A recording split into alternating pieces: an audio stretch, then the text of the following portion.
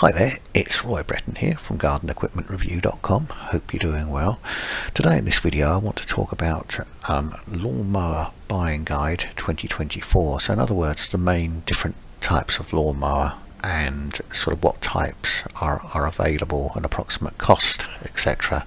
So first of all, before I show you any mowers, just remember that there are a lot of cheap mowers on the market that aren't brilliant. Now they may last you a year or two, but in my experience I've found that if you can, and I know we all have a budget, you're better off to buy something solid and good that will last, and actually long term it will work out cheaper and you have a nicer piece of machinery to use. There's nothing very pleasant about using a horrible cheap sort of lawnmower, but I do appreciate we all do have a budget. But overall, in my experience, I found that buying a quality product works out much better than buying a cheap product, and that applies for most things, to be fair. So let's start with the sort of budget type mowers, and these are electric lawnmowers. Now I think literally all our mowers are four-wheel mowers, electric, and some of these are also available in battery, but just be careful with the battery ones, because the batteries, a lot of them on the domestic machines, the batteries don't last that long, and it can be frustrating if you can't get the job finished. So although I'm not a lover of electric mowers, because you've got the trailing cable, they are low maintenance, they are cheap, and the biggest obstacle for me is the cable, but they are reliable and easy to use. And if you're on a limited budget, you can see we've got them £149 Bosch. I've actually used these, and they're not too bad actually. They do offer value for money. But so that's kind of the basic type of mower, electric mower, and cheap as well. And if we go here, going to go and kind of up market now, we have Petrol, what I call rear roller mowers. So in other words, they drive off the roller. Let me show you an example on the machine that I use, which is a bit bigger. So it's rotary mower. It's powered by the roller, which is behind the mower, and the grass is thrown up into the collector here, and it leaves a striped finish. Now for many people this is a type of mower. This is one of the more expensive ones, but you can get cheaper models, as you can see here. We've got them for £399, etc. So they do vary in price, but this one here is actually a professional model, which I used and I've used for some years now, and a very good machine. And you have the added bonus of having stripes, so it does make your lawn look quite nice. It's not the next best thing to a cylinder mower. These Bang mowers have a 5-year domestic warranty and a 3-year commercial warranty, so they obviously trust their brand. So moving on to more types of rotary here,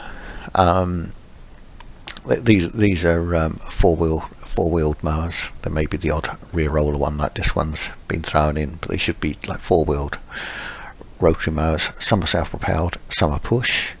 Obviously the self-propelled ones are a little bit dearer, but it's definitely worth, I think, paying a little bit extra for the self-propelled machines rather than having to push them. It does make life easier, and in general there's not that much difference in price, but it will definitely make your life easier. Once again, we've got a wide range to choose from, all different prices and so forth, but I like the idea of Petrol because you can use it, you're not restricted with a cable. There's no battery that's going to run down. All you need is petrol. Obviously there is a bit of servicing, but it's very simple on a modern petrol mower, to be fair.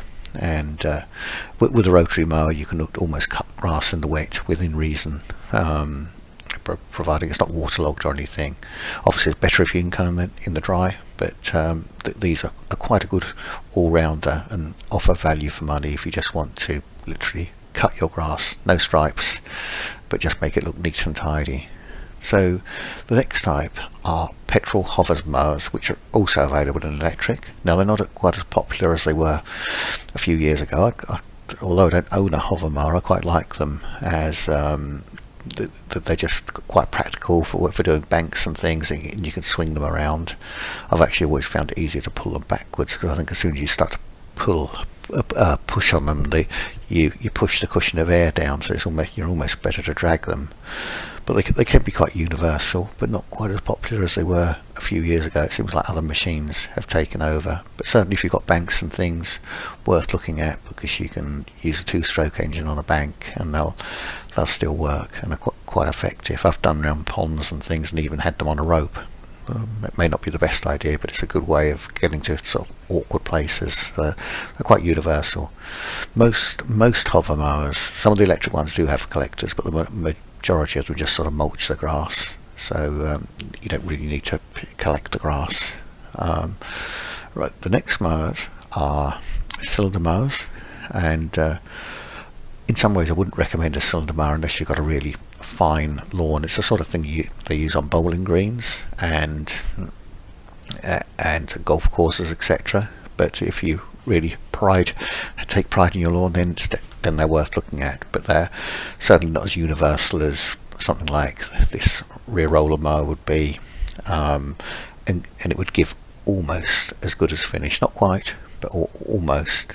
But there are people who insist on a cylinder mower, and I fully understand. But obviously it's a very precise cutting action, so it's almost like a scissor action, 2 metal blades touching against each other. So really every year you need to have your cylinder reground to make sure it's cutting properly and efficiently, because if it's not cutting properly, they have a tendency to push the grass down rather than cut it. So if you want your lawn to look tip top, it's important to look after the cylinder and make sure you don't hit things with it. These are obviously, in general terms, normally more expensive than a Rotary. These looks like a 14-inch one, £985. The larger one, 1,185, 17-inch, and so forth. Now there are some seriously expensive ones as well, but if you're after something long-lasting and good, and you like your nice looking lawn, have a look at our cylinder mowers.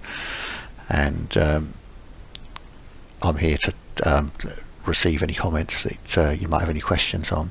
So the next one's standard Rideon mowers. We have a range of different Rideon ones, from smallish machines like this Alco, $18.99, $15.99. Just be aware with Rideon mowers, some people like the idea of a Rideon mower, but sometimes you are better off with a good quality walk behind. If you've got lots of obstacles and things, then Rideons aren't always ideal. Obviously if you've got a lot of land, then obviously you have to have a Rideon, but some people would be better off with a walk behind, even though they think they need a Rideon. And obviously Rideons cost money to maintain and what have you, and service and what have you, so there are added costs. But once again, some of the tractors are rear discharge show-ons and side discharge. Some of them are mulching, and some have collectors on. I actually quite like the idea of mulching, as there's no grass to pick up, but we'll come on to those mowers next.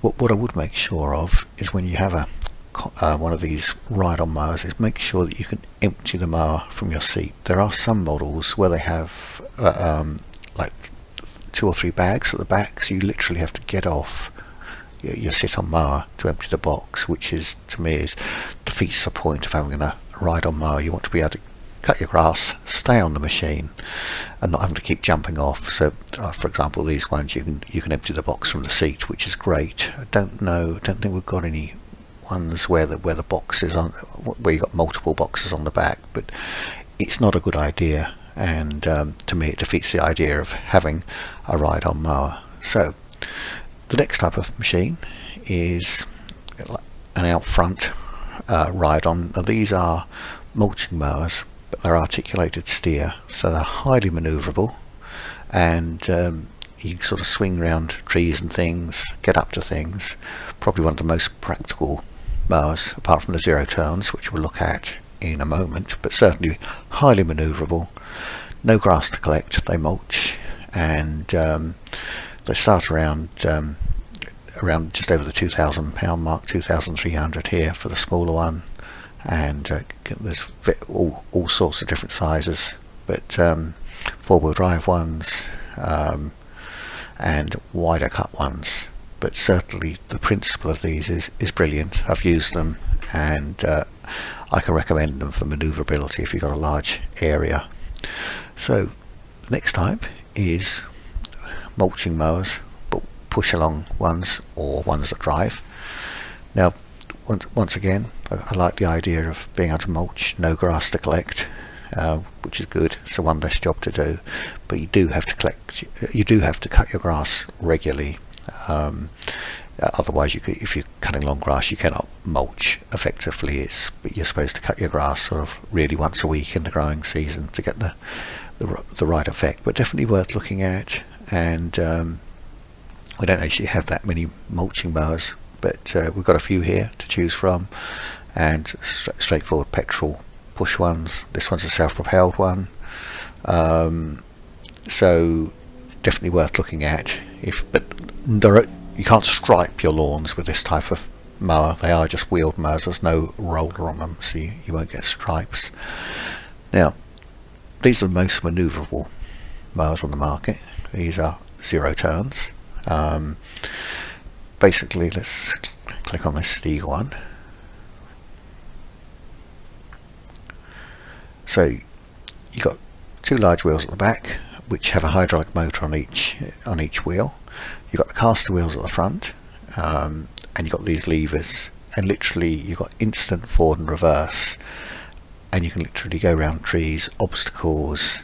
The mower will turn around in itself. They are highly manoeuvrable. I've had several of them, not a Stiga, but similar machines, and great mowers for manoeuvrability. But they are mainly designed for larger areas. Let's just go back, because that's a bigger one.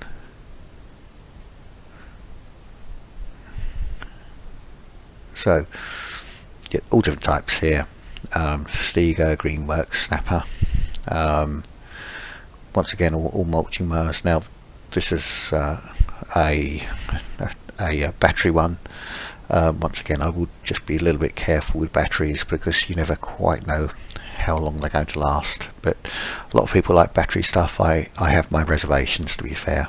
So especially when you get to machines on this size. And I know there are some commercial battery ones, but we're talking about getting onto 30,000 for a commercial one. So a lot of money. But I can definitely recommend the principle of 0 turn mowing for manoeuvrability, speed, and getting around obstacles. Absolutely brilliant. And finally, we have robotic mowers that are becoming more popular. I go to quite a few different gardens where I see robotic mowers in the garden, and the biggest thing with the robotic mower is to make sure that you have the when you're doing an installation, to make sure it's set up well. In other words, basically have a perimeter wire that runs that's on the lawn, that runs all around the perimeter, and the mower follows the perimeter wire. I believe in years to come you may not need the perimeter wire, it may just be from GPS, but at the moment most of them need a perimeter wire around the outside, which you can't see because the grass grows over it. But it's important to take time doing the installation, so you can cut right up to the edges to minimise strimming and any trimming around the edges afterwards.